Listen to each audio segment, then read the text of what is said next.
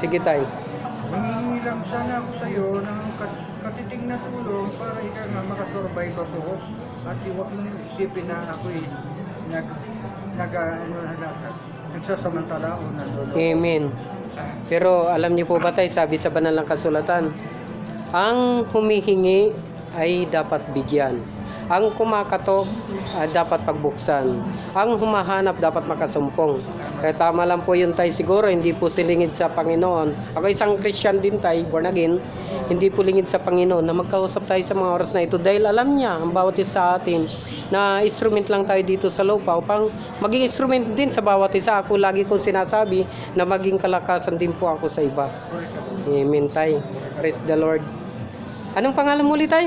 Carlito Mendoza. Carlito Mendoza, yan po si Tatay Carlito Mendoza. At sa mga gusto din pa magpaabot na pag-send po ng star so upang support at makakarating po yan sa kanya mga kapatid. Dahil ako isang instrument lang din no, upang maipabot sa mga taong din nangangailangan katulad ni Tatay Carlito Mendoza. Good luck po and God bless po mga kapatid sa pagkakataon na ito. May bibigay po ako kay Tatay Carlito Mendoza, hindi po sa pamagitan sa pagmamapuri at di ko na rin papakita sa video.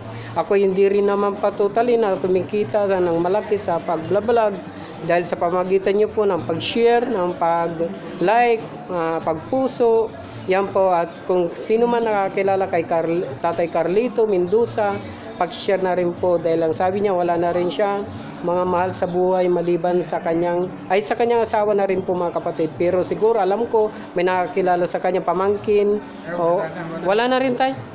Ubus lahat.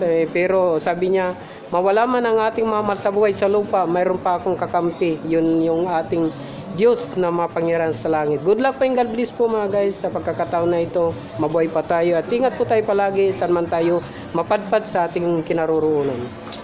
Yan po.